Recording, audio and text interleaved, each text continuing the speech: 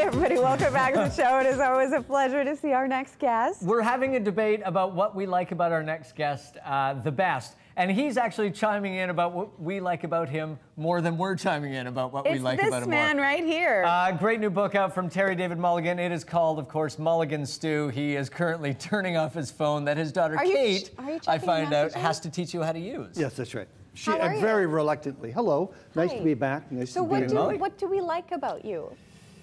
What? What do we like about you? You named it before. What do we like about you? You're not a rule follower. I'm a bit of a sort of off the rails. I can't go down the same road.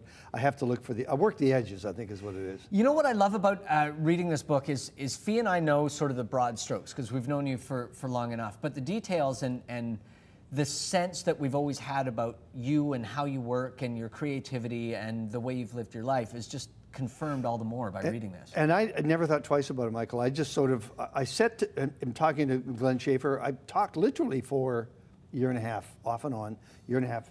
Just he said, no, go back over it again. You've forgotten. The first letter that came back from the publisher said, no, no, no, no, no. What? Why? What did they want more of? What did they want less of? No, it wasn't enough to just talk about all of the cast of characters, all of the stars. They wanted the stories behind it. Go back and tell us about Frank Zappa or the Joni Mitchell, or go back and tell us about Mike and Fiona, stuff like that. Yeah, I noticed that Michael and myself didn't make the cut. So frankly, I don't expect to be in yours either. But well, aren't you going to be surprised? Let's talk about some of the stories because there's also some great photographs. Frank Zappa, what year, when, how did you meet? I can't tell you that. Come on. I have no idea what year it is. I just know that he. I have a general idea. He and well, look at how cool that is. I mean, look at how cool he. If you're going to be a rock and roll star, that's how you looked in those days. He was the best interview in rock and roll, flat out. Nobody ever came close. He was also the one guy who, even though he's sort of, you know, he represents a certain culture and a certain mindset, he didn't indulge in that culture. Go ahead, that say mindset. it, Michael. He didn't do drugs. He didn't do drugs. He didn't drink. And he was singing to the drug culture, and he held them in contempt. He really did. He thought, come on, what a waste. He was brilliant. And yet he nailed it. How much fun is it to interview people that are a juxtaposition like that? Like, reading through this, your favorite people were always the ones that surprised you a little bit. They were the ones. And actually, I went in always with a clean slate. I always thought, well, all right, I know enough about this person, but let's go in and find out something else.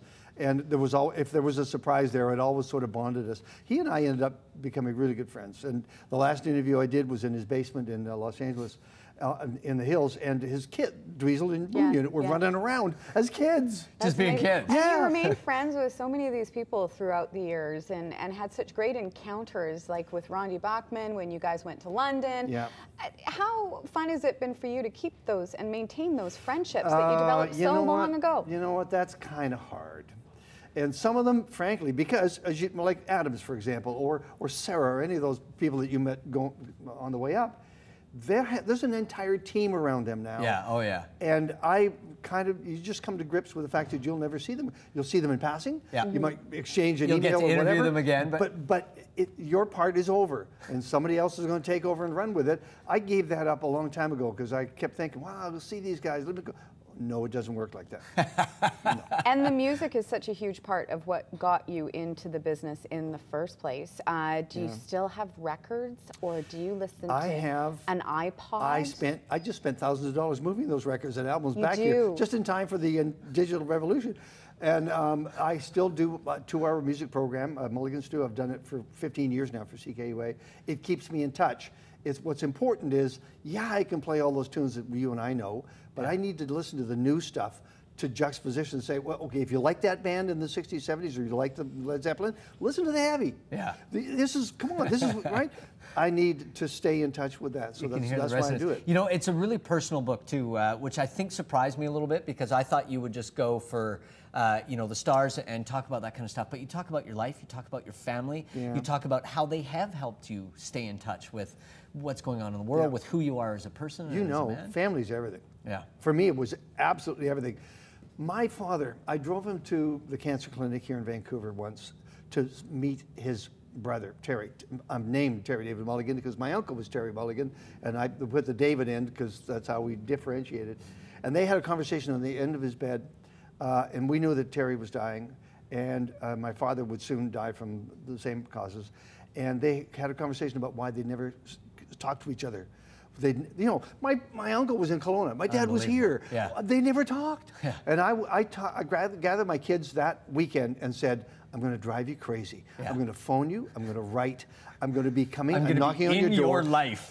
Because otherwise, our life is gone, and you have regrets. Why didn't I stay in touch? Yeah. And your daughter is a fantastic writer, which no kidding. I mean, you've told me this before. She writes the foreword of the book, which is amazing. Yeah. I never knew where it came. She just presented it one day, and I went, "That's fantastic!" And I bawl every time. Every time I read it, I cry. Yeah. It was so touching. And the other thing that is so amazing about the book, too, is that you do open the door. I mean, Mike and I are saying this right now, but we really have known you for 15 years. There's so much in this book that is so behind the scenes and personal. Well, that's cool. What was it like for you to open those doors and talk about such personal memories? I was just telling Michael that I probably will never read the book. I spent this this past summer going over it over and over. Oh God, do I have to say that? Oh my God, and putting it together and taking it out and shaping what the book became. I can't go back there. Yeah. And many parts of it I'll just carry with me inside my heart. Yeah.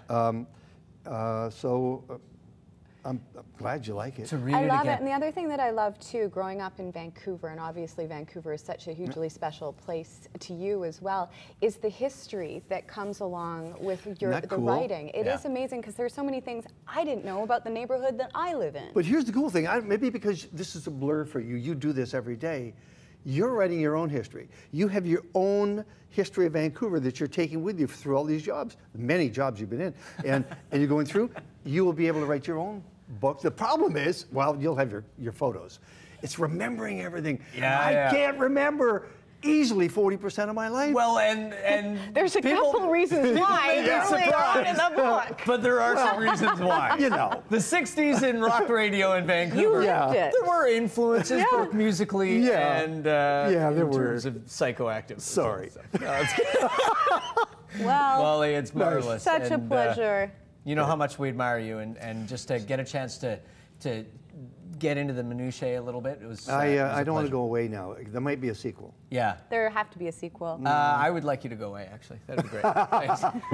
David Mulligan was never seen again after that interview. He's going to make me cry. You should pick up this book. It is such an amazing history of music, of Vancouver, and such an amazing life lived so far. Thank you. Telling the tales of the West Coast, man. I love it. We're going to take a break. When we come